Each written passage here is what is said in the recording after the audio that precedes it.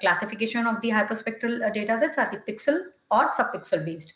So the per pixel based methods are two types, or we will be discussing in this lecture are spectral angle mapper and spectral feature fitting, whereas the subpixel or the and mixed tune matched filtering. So when we are talking about spectral angle mapper, so it determines the spectral, the first method is spectral angle mapper. If you see the spectral angle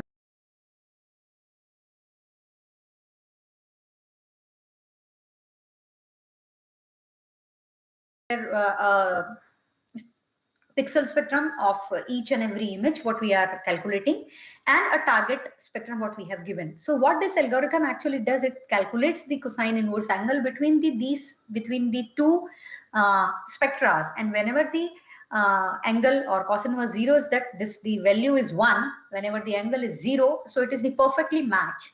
So the perfectly matched pixels will be classified into that particular class. So like this, there are A, B, C, 3 or n number of classes we can define, and we have to define each or the target spectrum or the each reference spectrum for each and every class. If we want to define that 10 number of classes, then 10 spectra to be given, and those 10 spectra will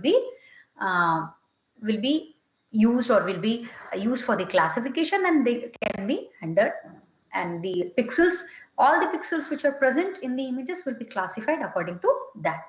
So it is basically comparing the angle between the end member spectrum or the desired target spectrum we have identified or we have given.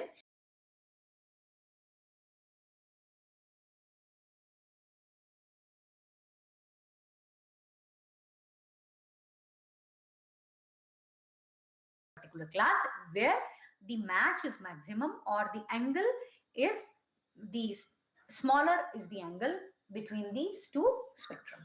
Okay.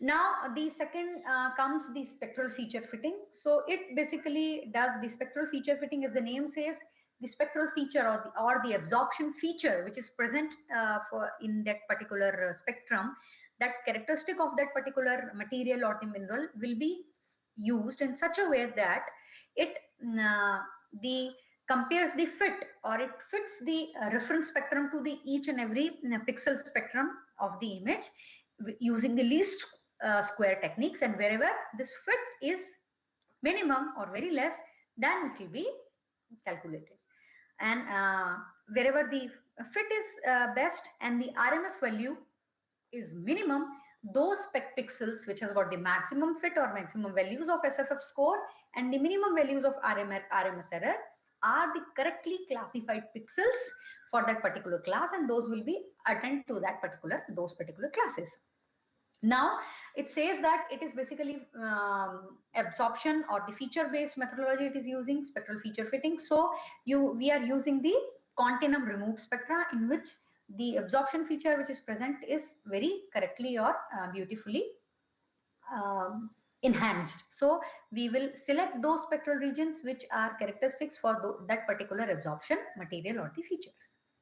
Now the pixels, the brighter the pixels which will have the and the RMS error is low, those pixels will indicate the better match to the reference material and particular to that pixels.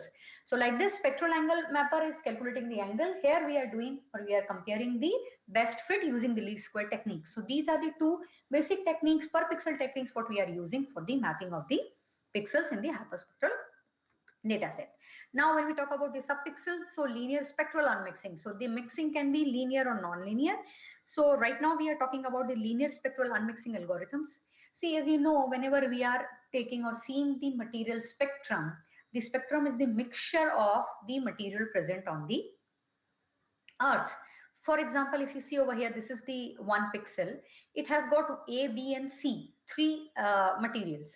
So A and B, basically A and B, they are giving the 25% part of the whole pixel, whereas the remaining 50% part is covered by the material C. So 25% A, 25% B, and remaining 50% part is covered with the material C. So when I generate the pixel spectra of this pixel, I will have the combination of the spectral characteristics will be the combination of these three materials. So for example, if material A has a diagnostic absorption dip at point small a, B at point small b, and C at dip at point small c. Now when I mix these linearly spaced pixels, linearly mixed pixel, and I want to unmix them, so if the pixel will be like this, then it will be A, B and C signatures will be like this, and the signature is the linear mixture of A, B and C. So it, as it 20 fraction is 25%, so it will be 0.25% of it, 0.25 into A plus 0.25 B plus 0.5 C. So the whole mixture, it constitutes the part of one pixel, so the sum will be 1. So like this, the linear mixture will be are considered in the spectrum or the images, and this linear spectral unmixing gives the if we give this resulting spectrum or the mixed spectrum, and we provide the end member spectra like A, B and C spectra present in the images, then this linear spectral unmixing algorithm unmix them and provide us what are the classes present and the abundance of the present in that area. So what do we have to do? In the given resulting spectrum, the input data is the end member spectra, and end member spectra what we have to give? We have to give A, B and C. So this linear spectral unmixing solves the abundance of the values of each end member in every pixel. So it will give us, the result will give us that if I have given the mixed pixel spectra, then this unmixing algorithm will give me that 25% A or 25% B and 50% C is available in the image. Now, this is just an example. This study has been done using the Hyperion data of Udaipur area, Rajasthan. In this, the montmorillonite, kaolinite and pyrophyllite, three minerals were mapped, and they were mapped using the linear spectral unmixing technique. And you can see over here, it shows the abundance of each mineral in the overall area.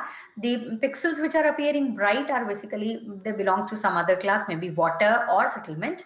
And the brighter pixels which you can see over here and are the exposed soil or the rocks present in the area. And the colors red, green or blue, what we can see over here are the pixels which belongs to the correspondingly montmorillonite, kaolinite and pyrophyllite class. So in such a way, the minerals using the linear spectral unmixing method, the minerals were classified, and we have got three different images. One is for montmorillonite distribution, another is for kaolinite distribution, and third is for the distribution of pyrophyllite. We can get the combined images also, but this pixels are basically laid over the rule images what we have got through the linear spectral unmixing. Now, another unmixing or the subpixel method what we are talking about over here is the MTMF or mixed tune match filtering. So this basically what it does, it performs the match filtering and invisibility image to the images. So in the match filtering techniques, what it does, it is basically in the overall, if we talk about the FOV, all the pixels which have got the match filter score 0, and so all the pixels which have got match filter score 0 is the background value. So as we go up, the matching is 2.5 or 5 or 0.75%. So wherever the match filter score is 1, that particular mineral or that particular pixel is classified into that particular target class. For example, if I'm matching the kaolinite pixel among all the pixels present in the image, so all the pixels over here will have the match filter score 0. And as we go ahead with 2 sigma, 1 sigma, and then finally when we see that the visibility score or the matched pixel score is 1, then that pixel will be classified into a particular class, say kaolinite class. Now, there are possibilities that we have got the false positive, like we are getting the match filter score 1, but even though that particular pixel does not belong to the class kaolinite, then how do we deal with? So this algorithm, this mixed tune match filtering, it also provides an invisibility image. So an invisibility image is that in which you have to compare the two scores. As in the SFF, we are comparing two scores, the fit score as well as the RMS error score. In this mixed tune match filtering algorithm, we are calculating or taking care of the two scores, the MF scores and the invisibility image. So the pixels or the correctly mapped pixels will have more MF score, okay, and low invisibility value. For example, the background distribution, the MF score is 0. So all the pixels which have got these values more than 0, but the invisibility value is also very low, then those pixels will be classified as the correctly classified pixels that belongs to that particular class. So the invisibility values are in noise sigma units that vary in DN scale with the MF score. Okay. So MTMF gives two values, MF score as well as invisibility. So correctly classified pixels are those pixels which have got high MF value, but the invisibility value is also low. Okay. Now let's talk about the case studies. So first of all, if we are talking about the case studies of this area, we have done the case studies using the Hyperion datasets and the average dataset. So first we will be discussing all the case studies that in those we have used Hyperion dataset, some of my case studies or our team's case studies, as well as some renowned the other case studies also we will discuss over here. All are the examples of the geological applications. Now this is first in we have performed this using the EO1 Hyperion, and this study, the study area was Kyojhar area for the iron ore.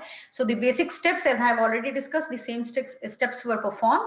Atmospheric correction, then we have we tried to extract the spectral signatures of the target objects using PPI and end member selection. Then we plotted those spectra in the end dimension plot, and then we have finally selected the end members, and then by selecting those end members, we have used the algorithm to classify.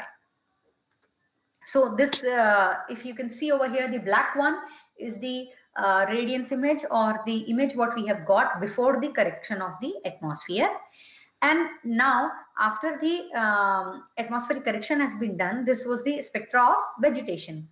So this is the radiance spectra before atmospheric correction spectra. Now when we are converted into the apparent reflectance, the reflectance spectra using after the flash atmospheric correction algorithm, FLAA as such. This flash algorithm is inbuilt in NV.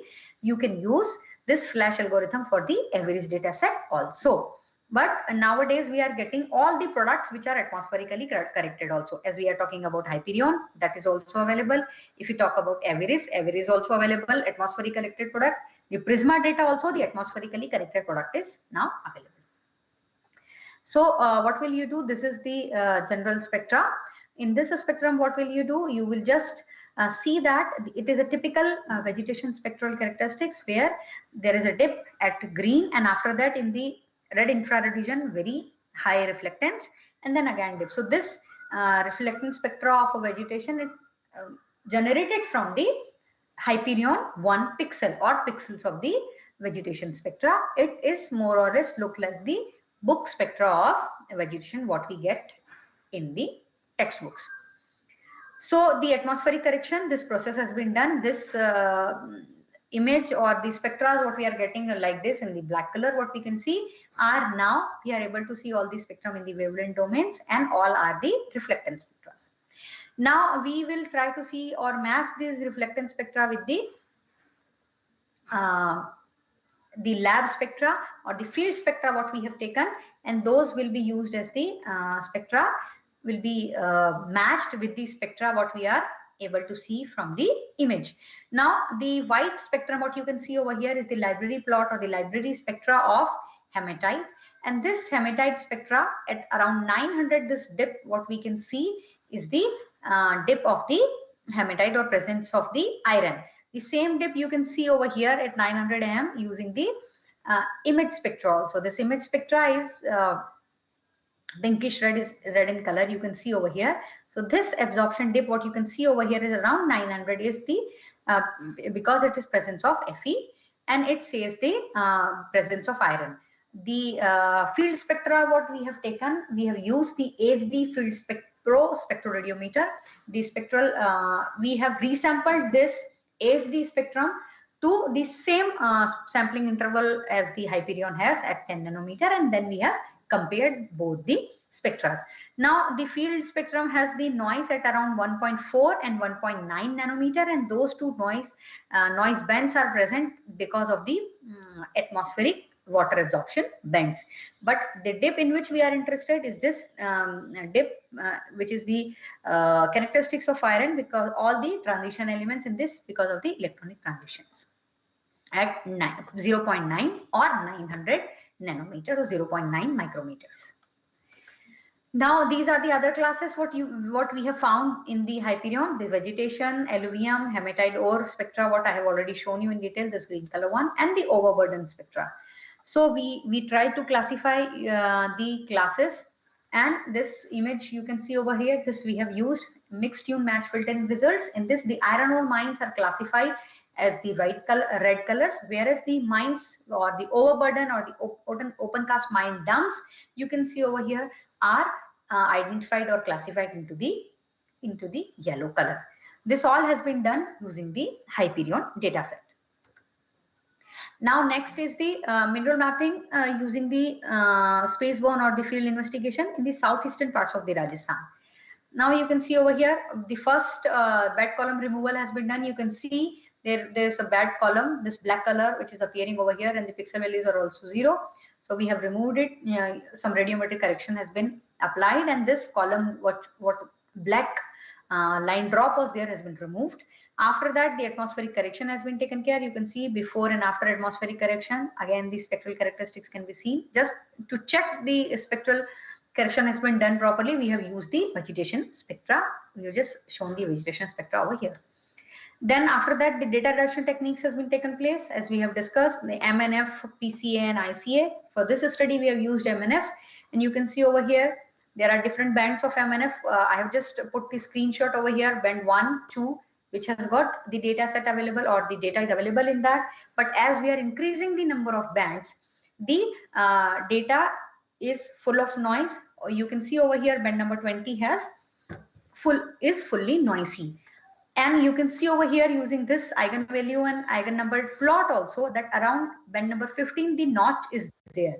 And after that notch, the values or the eigenvalues are almost near or close to unity. So the values or the eigenvalues where the number or the bands where the eigenvalues are close to unity, they are basically the noisy bands. So we have to leave, or we have to omit those bands, and only the bands, initial bands which have got higher eigenvalues, should be used. Now, if you see next, this is your pixel purity index. After the MNF, the next step comes for PPI. In that, we give the rotations, and out of those rotation, the number of times the pixel appearing as the pure will be marked as in the white color, and those bright pixels are the pure pixels. So what you are doing, these are the bright pixels, you can see, and only these bright pixels are the pure pixels appeared in the PPI image, or appeared in the PPI iterations, number of iterations given. In this, I have given 10,000 iterations. So out of 10,000, these pixels, white pixels, were appeared as the pure pixels.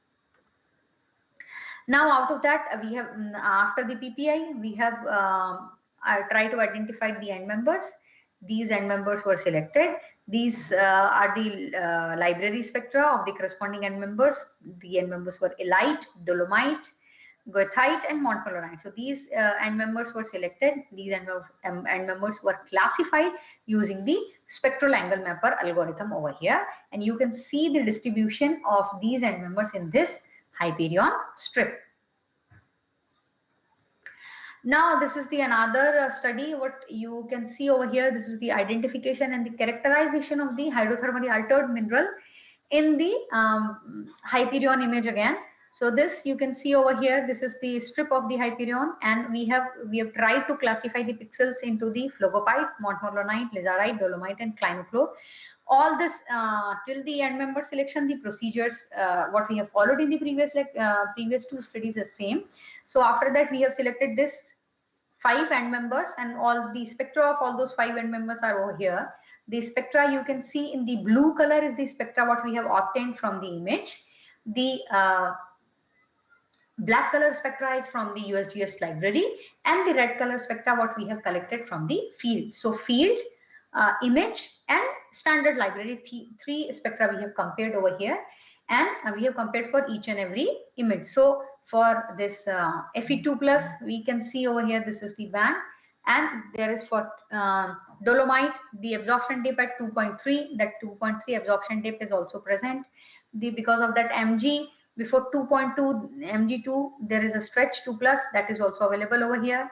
In this for the montmorillonite you can see the dip at 2.2, and because of that Mg and ALOH, that absorption dip you can see clearly in all three, and some OH overtones can be seen over here in the early around 1.4 micrometers.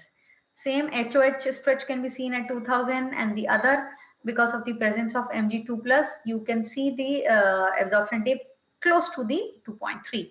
Like this for phlogopite also, the different absorption dips can be observed in all the three image, USGS and the field spectra, and those spectra can be observed carefully, and those spectra can be studied thoroughly using the spectral analysis tool, and that after that the image has been classified using the spectral mapper algorithm, spectral angle mapper algorithm. Now this is the another study. This is the delineation of the high-grade bauxite, a case study from Savitri River Basin in Maharashtra. This has also used the Hyperion data. This is the study by Kusuma et al. You can see over here what they have done. They have just used the Hyperion data again, and they tried to distinguish the bauxite from the other lateritic uric types of lesser economic values. So they have tried using the noise-free field spectra are used for the classification. So Fe laterite was more clearly discriminated from the Al laterite. They tried to distinguish between, like the red color shows the bauxite, then aluminous the Al laterite, and the blue color is the laterite other one. So in this is the study of the Maharashtra area, and you can see over here the FeAl or the Fe laterite. This is, we are able to discriminate is, or they have discriminated is, discrimination is better comparative to the Al laterite because the Al laterite is mixing at times with the bauxites. Besides the limitations of the linear mixture model, it was observed that the mineral abundance estimated from the spectroscopy, it is also matching with the estimated abundance with the XRD and the geochemistry. So this study concludes that it can be used for the exploration for the bauxites.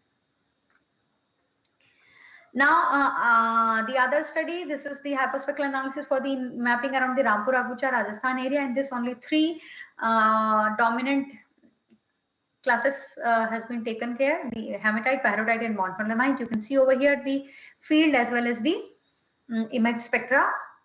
Now again we have resampled into the same scale, and then we try to classify it. If you can see carefully, the area is in the purple color, and this purple area is pyrrhotite. They have classified as it is the overburden or the dump present in the area. Now for the same, you can see over here strip, this area I was talking about. So there are 3 classes: montmorillonite, hematite and pyrrhotite. So in the montmorillonite, the green color it is appearing. The Purbanera area, we can see some hematites, and around the Rampura Agucha open cast mine, the mine dump, what we can see over here in the purple color, that is the mineral. It is classified over here, or the spectra is matching with the pyrrhotite. So this is because that the pyrrhotite is associated basically with the sphalerite galena, and it is the mine of lead and zinc. So it is associated with them, and for different sulfide minerals, it is associated with the secondary product, and we can see that presence of pyrrhotite in the peripheral area of the lead and zinc mine. Okay, because of the number of ghost sun outputs are present in the Purbanera area, so those can also be identified using this, and they also shows the presence of hematite. Now, after this, the studies comes to the IIRS NG. Now, if we talk, like IIRS is very old sensor. It is around 1990 onwards. This sensor is used, but that was in the experimental stage initially. And this sensor, this IIRS, is developed by the JPL and NASA. So since then, the instrument is continuously used for the aerial or the airborne hyperspectral sensing, remote sensing. But for recently, because of there is a joint venture or the joint program between the ISRO and NASA for this IIRS NG, the new generation IIRS and space airborne data. This IIRS data is of 5 nanometer spectral resolution.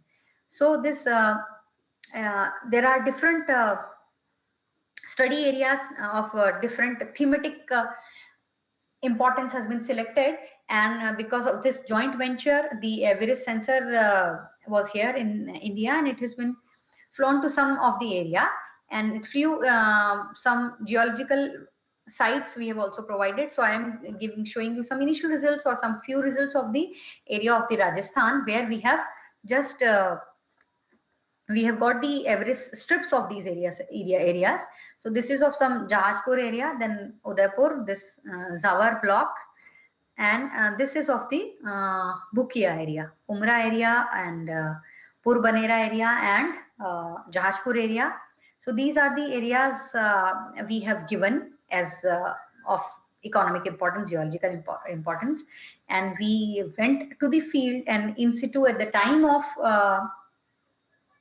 the aircraft was in flying, the information was captured. At the same time, we have collected the field spectra or field we have collected from the from the field itself using the ASD spectroradiometer. And we have got the image of the same date, same time we were in the field, as well as the same time the sensor has collected the image. Sensor captured the data from the aircraft. So there are samples has been collected also. They brought to the spectral lab also, and we have generated the spectral library also. Now, what are the different studies? So this was the very old studies, study from the Cruz et al. I will show the recent study what we have done using the IIRS NG data set, but we'll start with the starting ones, the older ones. So this is the calcite and dolomite spectra, what they have observed using the IIRS data set. Now there are different they have mapped different alterations like sericite and argillic, which they have mapped very clearly present in that area. And this was done in the northern grapevine mountains, Nevada. This was the very few or the well-known test sites for the IIRS data sets, for the hyperspectral data sets. So they have done these crews and all. Initially they have mapped the area using the IIRS data set, and they went to the field, and they have got this published paper in 1999. They have published and they have confirmed that this area has got the sericite and muscovite end members, and their distribution they have confirmed or done using the IIRS data set. And their fieldwork also confirms that the distribution of the carbonates mapped using the hyperspectral system such as IIRS and multiple sericite muscovite end members, and their distribution was confirmed using by the fieldwork they have done after the analysis of the IIRS. Now they have got many elements of porphyry, copper, and ammo systems. However, there is no supergene enrichment can be seen. Thus the economic importance of this area is not proper, or it is not economically important. So they have not further gone for the mining. Now next, in using this IIRS, Cruz et al. Has also performed a study in 2006 in the Los Manchus districts, Rio Negro, Argentina. It provides an excellent case history of a complex epithermal gold system, what they have used, they have all again combined the field mapping and the multispectral and the hyperspectral remote sensing. The regional analysis or the regional targeting they have done using the Landsat TM, and then they have done some field mapping, and they have also used the they have also mapped the area using the IIRS data. So they have identified the minerals like kaolinite, hematite, goethite, dictite, alunite, and pyrophyllite, muscovite sericite, montmorillonite, calcite, and zeolites. All these spectra they have calculated. They have also compared the econ and the different reflectance algorithm, conversion algorithm also they have used. And finally, they said that the correspondence with the field spectral measurements and acquired using the ASD and the IIRS measurements were very well matched. They are very good. So if you see over here clearly in this image, this is your FCC of the area, and here they have overlapped or mapped the minerals what they have identified over the FCC. So in this, the IIRS end member spectra and corresponding field spectra you can see over here in this, and here this is what we have got using the IIRS, and this is from the field. And they have also compared the algorithm of atmospheric correction algorithms also they have compared. Here what I am talking about, the crystalline kaolinite is appearing in red color. Green color is poorly crystalline kaolinite.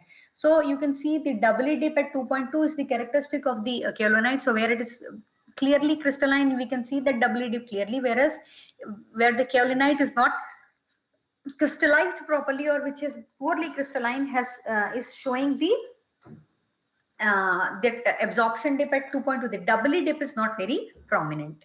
Now this blue color is dictite, and the orchid color is a pyrophyllite. Now if we go ahead for the next study, now we have also used the IIRS NG data recently. In that what we have done, we have focused on the identification of the minerals and mapping with the help of various algorithms. What we have tried: SAM, spectral angle mapper, spectral feature fitting, and MTM of mixed tune match filtering algorithms using the airborne hyperspectral data. So we identified total 13 end members and grouped them into the clays, irons, and the carbonates and the other mineral faces. So the algorithms produce the diverse kind of mineral maps, and they are compared on the basis of how the mineral panagenesis and their discrimination of the mineralized zones from the settlement and the other classes. And it shows that the MTMF algorithm provided us the verifiable results.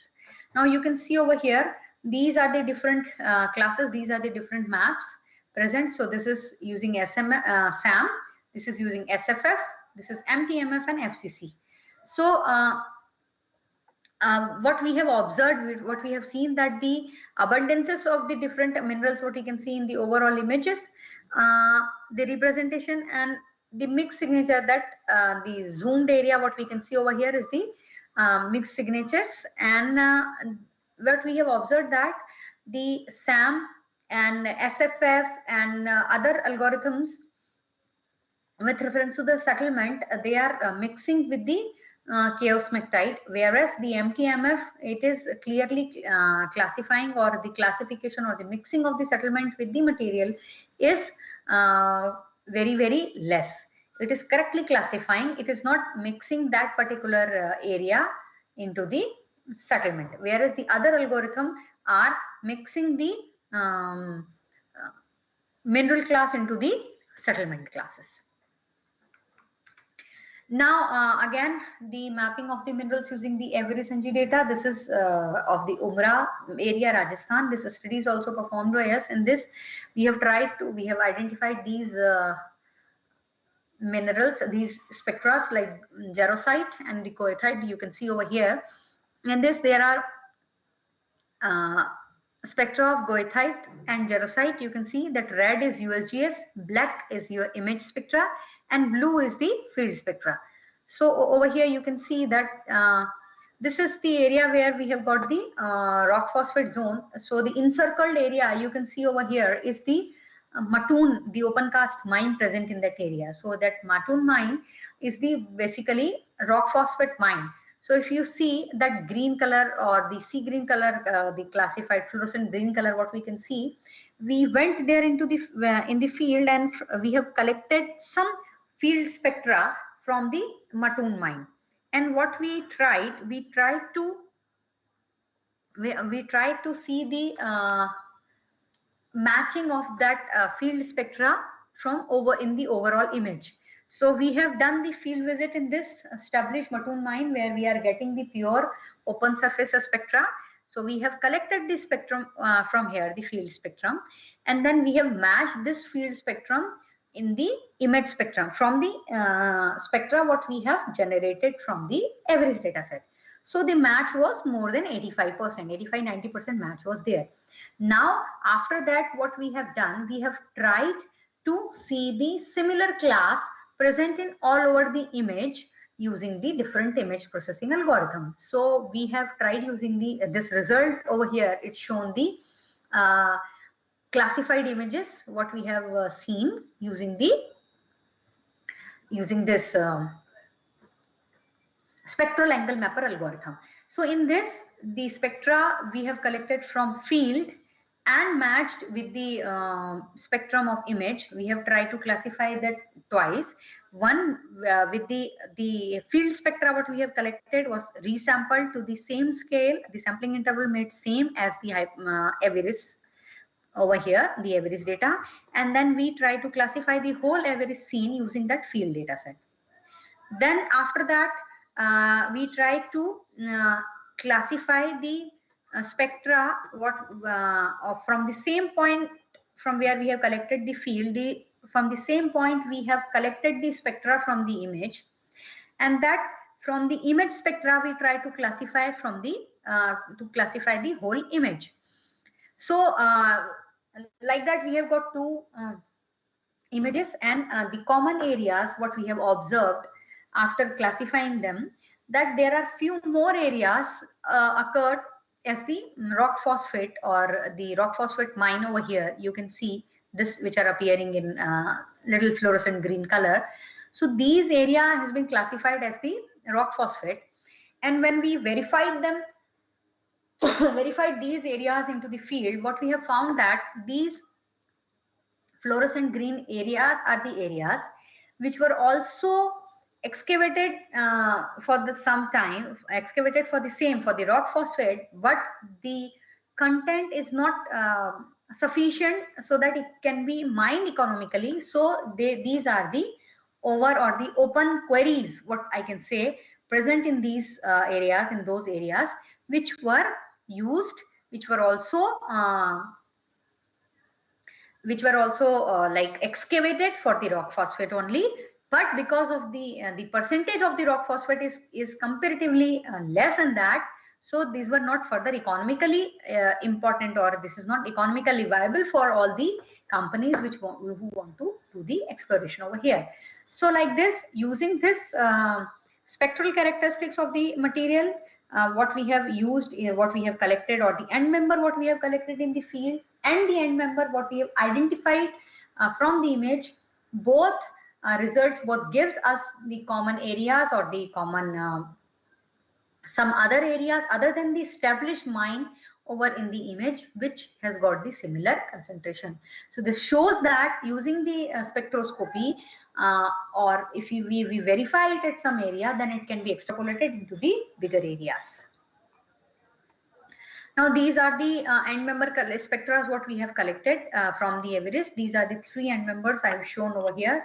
It is plotted into the spectral range from 2000 to 2500 only.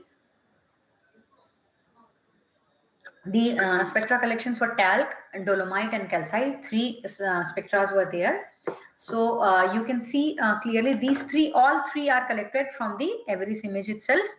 So this talc, it is also showing a dip at 2.3, whereas the dolomite and calcite, you can see the dip because of the presence of Mg over here. The dip is little shifted towards the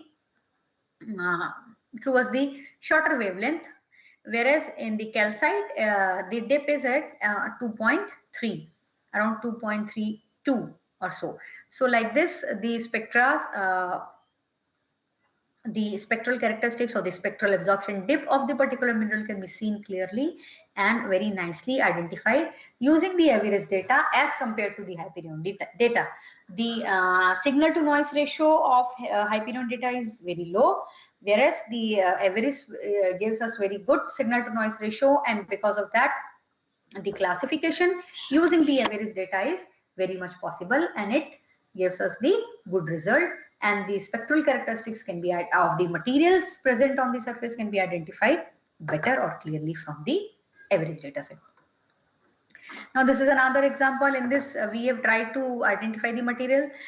This initial you can see these are the distribution of the IIRS strip over here, and if you can see some colors in between, these are the classified areas which were classified using the field derived or the image derived end members. So this says that the field derived end members are, we can find the matching is not that good, whereas whenever the same area, the same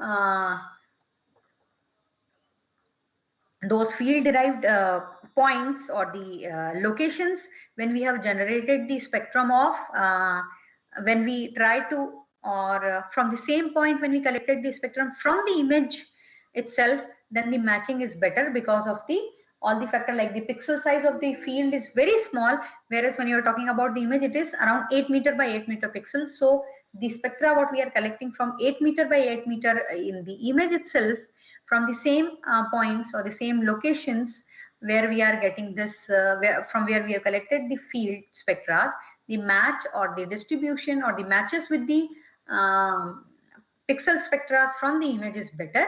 And we have seen that these are the distribution of the different rocks present over here. So the dolomite exposures can be seen over here. This is also the one Zamarkotra well-established rock phosphate mine, and the host rock over here is dolomite. So it shows the signature of the dolomite, and it is over here.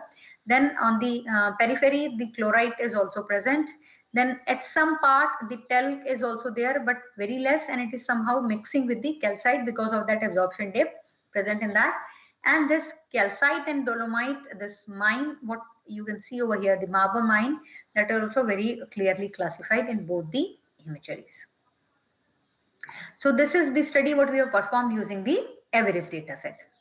Now this is just the zoom version of the initial one. You can see over here, this is the dolomite, the Zamarkotra mine. You can see over here using the image data set, it is very clearly, very nicely classified, whereas with the field, it has been classified as the calcite and chlorite. It is not showing the good signature with the other. Another mine, this is the Babarman calcite mine, what we can see. So it is basically classified into the calcite, and some peripheral pixels are showing the presence of chlorite also. Now with this, the geological case studies or the image data set what we are performing over here, we are also trying to generate the or trying to make the spectral library of the Indian scenario, as the available spectral libraries still are of USGS or the made by USGS. So what we are trying to do, we are trying to develop library. We are trying to develop the library of the Indian rocks and minerals present over here in the Indian scenario. So what we are trying to do, we are collecting the spectra, we are generating the spectra in the field, as well as we are trying to we will bring them into the lab, and in the typical lab condition also we are generating the spectrum. So like this we are doing. So in this we have got the proper established hyperspectral lab over here at our institute, and we have got the spectrodiometers, the ASD Field Spec Pro. This spectrodiometer, it works in the range of 0.35 to 2.5 micrometer, and the other one to study the thermal region of this electromagnetic spectrum, we have got the FTIR spectrodiometer, and the range is 2 to 16 micrometer. So the spectra of each sample were collected in VNIR and thermal range, and we verify them using the geochemical analysis also. So let's see over here. This is just for the information. It was the part of one project what we had. We were trying to generate the spectral library of mineral rich belts of Rajasthan as well as Odisha. So and you can see over here, this is the format what we do. We try to collect the photograph, then what is the description of the landmark, what is the land use land cover detail, then geomorphology, then stratigraphic details, it belongs to which group or which formation, then what is the lithology present in that area. Lithology can be seen in the field, and the cystosity and all those, and what are the associate mineralization present. So we say that this is the spectra of a rock phosphate mine, so associate mineralization is rock phosphate, and the location is Matun, what is seen over here. Then the spectrum details what we have used in the field, okay, and what we have used in the library or the lab itself. So all those detail, also the time, what are the mineral or with which mineral it is matching perfectly, or is a mine waste or so, like this. So these are like this. We map the location or plot the location in the Google image or the Google map. Then we keep this field photograph. It's the overall field photograph or the original photograph of the field from where we have collected the area, the mine. Then this is the field photo of the sample. This is the surface from where we have collected the spectra. So this is the spectra what we have got in the field itself. So you can see over here there is a noise at 1.9. Okay, so 1.4 also there is little noise, but 1.9 it is very huge disturbances are there. Because of that, the spectra, the reflectance is appearing very low in this scale. Now then we bought some samples from the field. This is the sample what we have bought. Then we have crushed them, and the bigger one we have generated the spectra of big crystal as well as the crushed or the powder of this sample also. And this was the spectra what we have got in the laboratory. Now you can see over here the dip present over here at 1.9 because of the presence of the weathering iron. In this, it is very much prominent over here in both the area. So the lab and the field spectra are matching very nicely in this.